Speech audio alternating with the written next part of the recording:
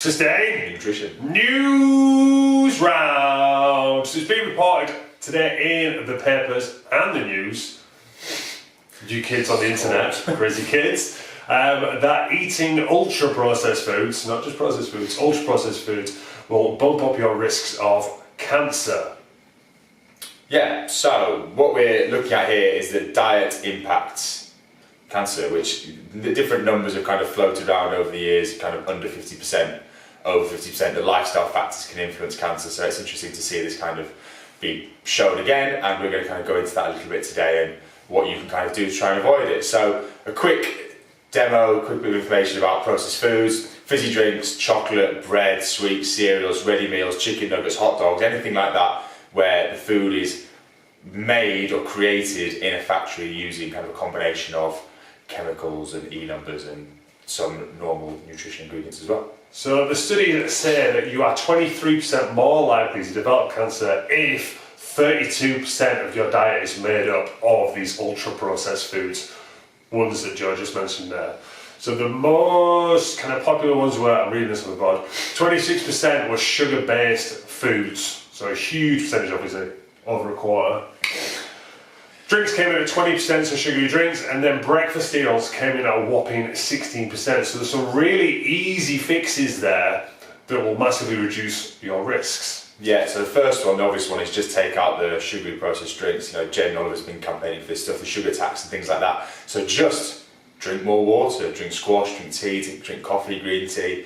Even, you know, the low sugar options, if people opted for these, it would cut a massive percentage of the sugar out of people's average day. So that'd be the easiest fix, first of all. Yeah, switching breakfasts away from cereal, hashtag cereal killers, to a more high protein, vegetable based, whatever takes your fancy, but just getting away from those sugary cereals. Just eat like an adult who actually cares is always good, I find, for breakfast. But obviously with this study there's going to be different caveats, there's going to be different things. So, you know, these people who are eating these ultra processed foods, you know, what are their lifestyles like? Do they go to the gym? Do they smoke? Do they drink? Do they have active jobs? What's the rest of their diet made up as well? Are obviously going to factor into this. So it's not as simple as saying if you eat 20 chicken nuggets from any takeaway that you will develop cancer. It's not increasing your risk. You know, but looking at your food as a whole, how much of it is made up of these ultra processed foods?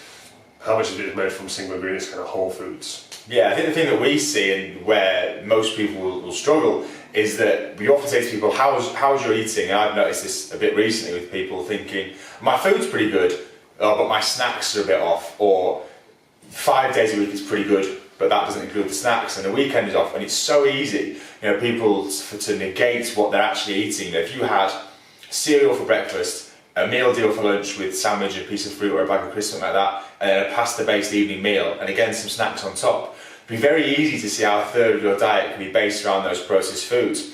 So it's not necessarily having chicken kebabs and Cocoa Pops. It could be, you know, any number of small things that do add up to give you that kind of 32% that the studies mentioned. So you just need to be aware that some of these things that are portrayed by the media as healthy are now coming under fire, which is good, and these are the changes that we'd recommend people make. Yeah, like Joe said, you know, so people thinking breakfast cereals are healthy, breakfast biscuits, healthy, you know, breads, if it's brown, it's healthy. No, chocolate's brown.